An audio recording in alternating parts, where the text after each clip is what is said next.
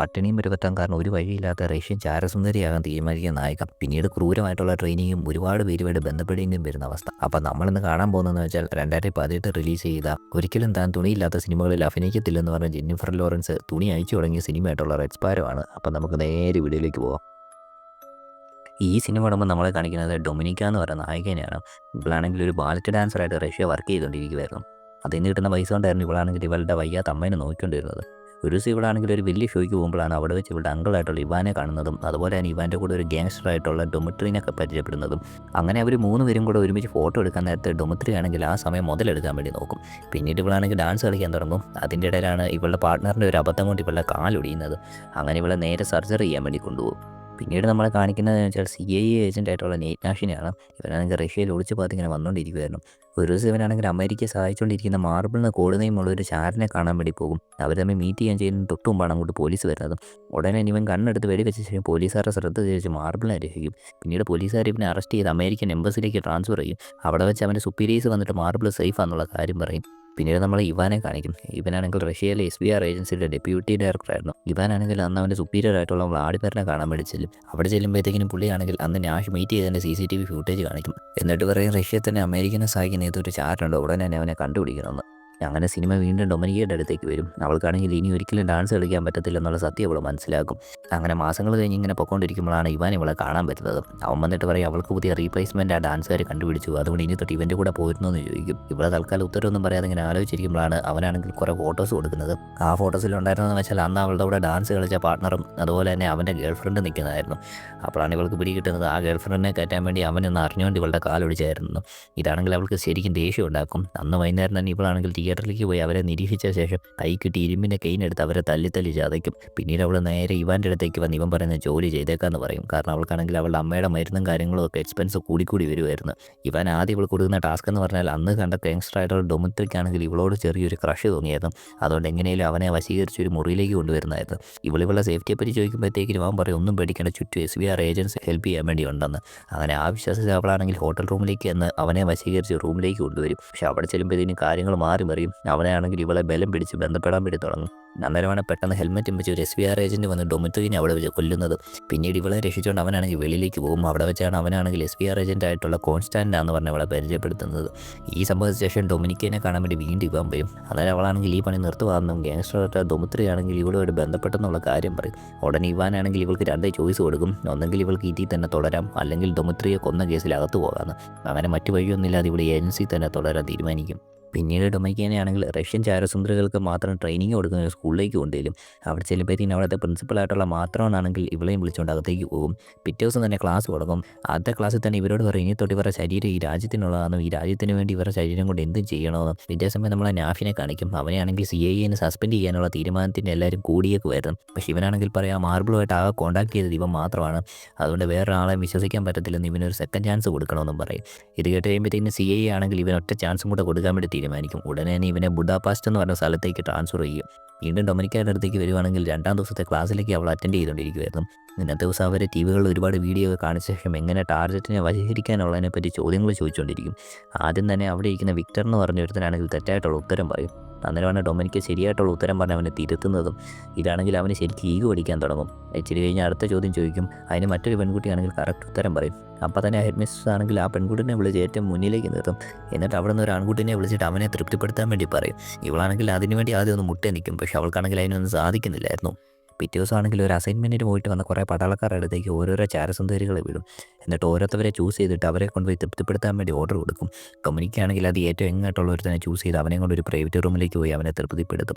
പിന്നീട് ഓരോരുത്തവരെ തൃപ്തിപ്പെടുത്തുന്നതാണെങ്കിൽ എല്ലാവരും വീഡിയോ ഇട്ട് കാണിച്ചുകൊണ്ടിരിക്കും. അന്നേരമാണ് പ്രിൻസിപ്പൾ ഇവളോട് പറയുന്നത് ഇവളുടെ ടെക്നിക്കൊക്കെ നല്ലതാണ്, പക്ഷേ ഇവളാണെങ്കിൽ മുഴുവനായിട്ട് ആളുകൾക്ക് അങ്ങ് വിട്ടുകൊടുക്കുന്നില്ലെന്ന്. ഇത് കഴിഞ്ഞ് ഡൊമിനിക്കാണെങ്കിൽ കുളിക്കാൻ വേണ്ടി പോകും. അന്നേരമാണ് വിക്ടർ പുറകിൽ നിന്ന് വന്ന് ഇവളെ പിടിച്ച് ആക്രമിക്കാൻ നോക്കുന്നത്. ഉടനെ ഇവളാണെങ്കിൽ പൈപ്പ് കൊണ്ട് അവനെ അടിച്ചങ്ങ് തളർത്തും. ഇതാണെങ്കിൽ വലിയ ന്യൂസ് ആകും. ഇവരുടെ ജനറലായിട്ടുള്ള വ്ളാഡിമിർ തന്നെ നേരിട്ട് അന്വേഷിക്കാൻ വേണ്ടി വരും. അവനാണെങ്കിൽ അവളോട് ചോദിക്കും എന്തിനാ അവനെ ആക്രമിച്ചെന്ന് ചോദിക്കുമ്പോഴത്തേക്കും പറയും ഇവളാണെങ്കിൽ ഇവളെ ശരീരം രാജ്യത്തിന് വേണ്ടി കൊടുത്തേക്കുന്നത്, അല്ലാതെ ഇവിടെയുള്ള ചെറിയ കുറേ സ്റ്റുഡൻസിന് വേണ്ടിയല്ലെന്ന് പറയും. പിന്നീട് ഇവിടെ പ്രിൻസിപ്പളാണെങ്കിൽ വിളിച്ചിട്ട് വിക്ടറിൻ്റെ ഒരു ഫോട്ടോ കാണിച്ചിട്ട് അവൻ്റെ ഫാൻറ്റസി എന്നാന്ന് കണ്ടുപിടിക്കാൻ വേണ്ടി പറയും. ഉടനെ തന്നെ വിക്ടറിനെ അങ്ങോട്ട് വിളിച്ചിട്ട് ഡൊമിനിക്കയോട് പറയും അവൻ എന്ത് ഫാൻറ്റസിയാണോ ആഗ്രഹിക്കുന്നത് അത് വെച്ച് അവനെ തൃപ്തിപ്പെടുത്താൻ പറയും. ഉടനെ അവളാണെങ്കിൽ ഡ്രസ്സെല്ലാം ഒരു കാലെല്ലാം അകത്തിയ ശേഷം അവനെ മുന്നിലേക്ക് ഇരിക്കും. പക്ഷേ അവനാണെങ്കിൽ ഒന്നും ചെയ്യാൻ സാധിക്കുന്നില്ലായിരുന്നു. അവൻ ഉടനെ തന്നെ തിരിച്ചു പോകും. ഉടനെ തന്നെ ഇവളാണെങ്കിൽ പ്രിൻസിപ്പളിനോട് പറയും അവന് വേണ്ടത് പവറാണെന്നും അതില്ലാത്തതുകൊണ്ടാണ് അവൻ ഇങ്ങനെ ഓടി നടന്ന് പിടിക്കാൻ നോക്കുന്നതെന്നും. ഇത് കണ്ടുകൊണ്ടിരുന്ന വ്ളാഡിമിറിനാണെങ്കിൽ അവളുടെ ഈ കഴിവ് ഇഷ്ടപ്പെടുകയും ചെയ്യും. പിറ്റേ ദിവസം തന്നെ ഇവാനാണെങ്കിൽ വന്ന് അവൾക്ക് അടുത്ത ടാസ്ക് കൊടുക്കും. അവളുടെ അടുത്ത ടാസ്ക് എന്ന് പറഞ്ഞാൽ ബുദാപാസ്റ്റിലേക്ക് പോയി നാഷിൻ്റെ ട്രസ്റ്റ് നേടിയെടുക്കുക എന്നുള്ളതായിരുന്നു. പിറ്റേന്ന് തന്നെ ഡൊമിനിക്കാണെങ്കിൽ ബുദാപാസ്റ്റിലേക്ക് പോകും. അവിടെയാണെങ്കിൽ മാർഷ്യ എന്ന് പറഞ്ഞ് ഓൾറെഡി അവിടെ ഉണ്ടായിരുന്ന ചാരസുന്ദരിയുടെ കൂടെ റൂം ഇവിടെ ഷെയർ ചെയ്യും. അതുപോലെ തന്നെ ഇവരെ രണ്ടുപേരെ നിരീക്ഷിക്കാൻ വേണ്ടി മാക്സിം എന്ന് പറഞ്ഞ ഒരു ഏജൻറ്റിനെ നിയമിച്ചിട്ടുണ്ടായിരുന്നു. പിറ്റേ ദിവസം തൊട്ട് ഡൊമിനിക്കാണെങ്കിൽ അവളെ മിഷൻ സ്റ്റാർട്ട് ചെയ്യും. ആദ്യം തന്നെ നാഷ് എപ്പോഴും വരുന്ന സ്വിമ്മിംഗ് പൂളിലേക്ക് പോയി പതിയെ അവനുമായിട്ട് പരിചയപ്പെടാൻ വേണ്ടി ശ്രമിച്ചുകൊണ്ടിരിക്കും. അങ്ങനെ പതിയെ അവനുമായിട്ട് എംബസി വർക്ക് ചെയ്യുന്ന ഒരു ട്രാൻസ്ലേറ്റർ ആണെന്നുള്ള പേര് ഇവളെ പരിചയപ്പെടും. അത് കഴിഞ്ഞ് പിറ്റേ ദിവസം കാണാമെന്ന് പറഞ്ഞ് പിറ്റേ ദിവസം ഇവളാണെങ്കിൽ സ്വിമ്മിംഗ് പൂളിലേക്ക് വരുമ്പം അവനെ അവിടെ കാണത്തില്ല. അവിടെ അന്വേഷിച്ച് കഴിയുമ്പോഴത്തേക്കും ഇവളുടെ ID കാർഡ് മിസ്സിംഗ് ആയിട്ടുണ്ടെന്നുള്ള കാര്യം മനസ്സിലാക്കും. അങ്ങനെ ഇവൾക്ക് പിടികിട്ടി ഇവളെ പറ്റിയുള്ള കാര്യങ്ങൾ അവന് പിടികിട്ടിയെന്ന്. ഇതേസമയം അവനാണെങ്കിൽ CIAയുടെ സുപ്പീരിയേഴ്സിൻ്റെ അടുത്ത് ഇവളെ പറ്റിയുള്ള ഡീറ്റെയിൽസ് എല്ലാം കൊടുക്കുമായിരുന്നു. നാഷാണെങ്കിൽ സുപ്പീരിയേഴ്സിനോട് പറയും ഡൊമിനിക്കാനെ വിട്ടതിൻ്റെ ഉദ്ദേശം എന്ന് പറഞ്ഞാൽ മാർബിൾ ആരാന്ന് റഷ്യക്കാർക്ക് അറിയാൻ വേണ്ടിയാണ്. ഉടനെ തന്നെ CIA ഏജൻസ് പറയും എങ്ങനെയാലും ഡൊമിനിക്കുമായിട്ട് അടുത്ത് അവളുടെ അടുത്തൊന്ന് കൂടുതൽ കാര്യങ്ങൾ ചോർത്തിയെടുക്കാൻ വേണ്ടി. ഇതേസമയം ഡൊമിനിക്കാണെങ്കിൽ നാഷിനെ കാണാൻ വേണ്ടി എംബസിയിലേക്ക് തന്നെ വരും. അവിടെ വെച്ചാണ് അവളാണെങ്കിൽ മാർഷ്യയാണെങ്കിൽ ഒരു പൊളിറ്റിക്കൽ ലീഡറുമായിട്ട് സംസാരിച്ചുകൊണ്ടിരിക്കുന്നത് ശ്രദ്ധിക്കുന്നത്. പിന്നീട് ഇവിടെ നാഷിനെ കാണുമ്പോൾ തന്നെ ഇവളുടെ ID കാർഡ് മിസ്സായത് അറിഞ്ഞ കാര്യം പറയും. ഉടനെ തന്നെ നാഷി പറയും ഇവളെ പറ്റിയുള്ള കാര്യങ്ങളും അവൻ അറിഞ്ഞെന്ന്. അങ്ങനെ ഇവളാണെങ്കിൽ ഇവളുടെ യഥാർത്ഥ ഉദ്ദേശങ്ങളും കാര്യങ്ങളെല്ലാം പറഞ്ഞ ശേഷം ഇവനെയാണെങ്കിൽ ഒരു ഡിന്നറിന് വിളിക്കും. പിന്നീട് വീട്ടിൽ വന്ന് ഇവളാണെങ്കിൽ മാർഷ്യയുടെ കാര്യങ്ങളെല്ലാം സെർച്ച് ചെയ്യുമ്പോഴാണ് മാർഷ്യയ്ക്ക് കിട്ടിയിരിക്കുന്ന അസൈൻമെൻറ്റ് ആ പൊളിറ്റിക്കൽ ലീഡറിൻ്റെ അടുത്തുനിന്ന് ഒരുപാട് കാര്യങ്ങൾ ചോർത്തുന്നതാണെന്ന് മനസ്സിലാക്കുന്നത്. അത് കഴിഞ്ഞ് ഇവൾ നേരെ പോകുന്നതെന്ന് വെച്ചാൽ മാക്സിമിനെ കാണാനെത്തും. അവിടെ ചെന്നിട്ട് ഇപ്പോൾ അവനോട് പറയും ഇവൾക്ക് കൂടുതൽ സമയം വേണം, അത് കഴിഞ്ഞ് റഷ്യയിലേക്ക് ഓരോ കാര്യങ്ങൾ അയച്ചാൽ മതിയെന്ന്.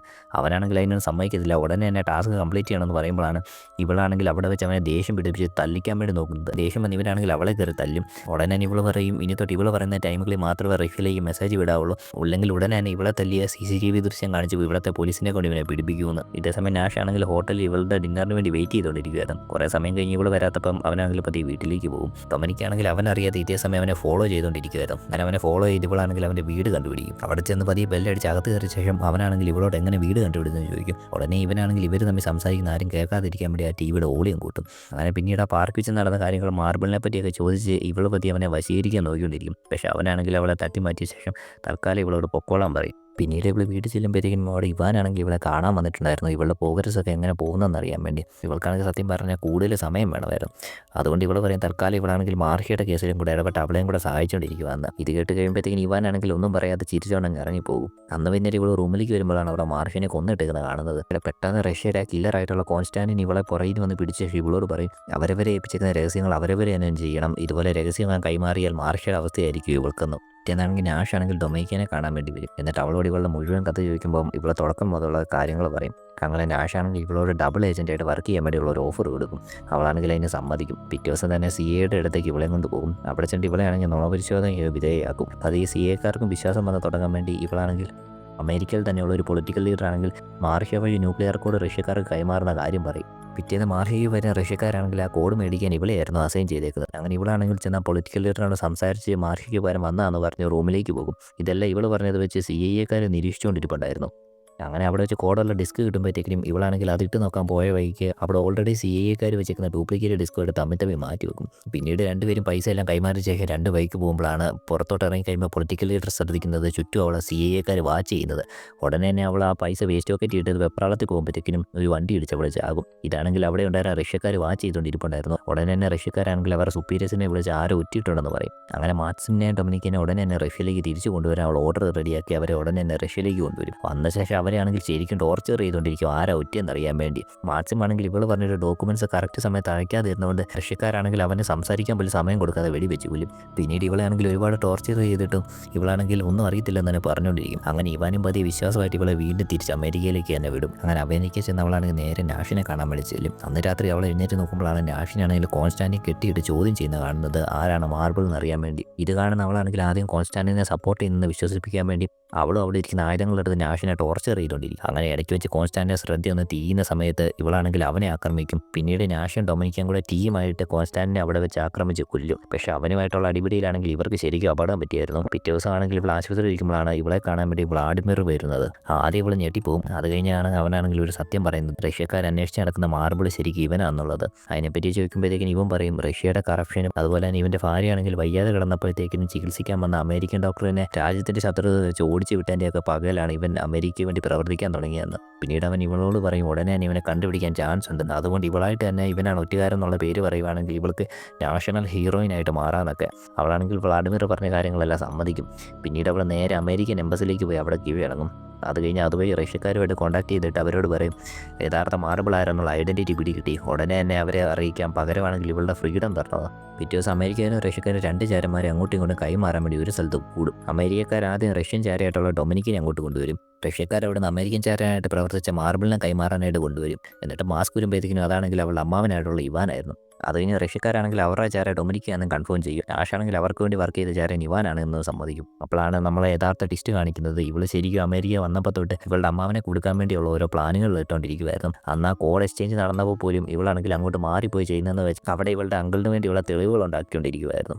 അങ്ങനെ 2 ചാരന്മാരെ അവരവരുടെ രാജ്യത്തേക്ക് കൊണ്ടുപോകും. പക്ഷേ റഷ്യക്കാരാണെങ്കിൽ ദൂരെ ഇരിക്കുന്ന സ്നൈപ്പറിനെ ഉപയോഗിച്ച് ഇവാനെ സ്പോട്ടിൽ തന്നെ ഷൂട്ട് ചെയ്ത് കൊല്ലും. പിന്നീട് റഷ്യ വന്ന് ഇവളെയാണെങ്കിൽ അവിടുത്തെ രാജ്യ സേവനത്തിന് വേണ്ടി ആദരിക്കും. അങ്ങനെ ഈ സിനിമയെ അവസാനിക്കുമ്പോഴത്തേക്കും ഇവൾക്കാണെങ്കിൽ യഥാർത്ഥ ഫ്രീഡം കിട്ടി സന്തോഷത്തോടു കൂടി അവളാണെങ്കിൽ അവളുടെ അമ്മയുടെ കൂടെ ജീവിച്ചുകൊണ്ടിരിക്കും.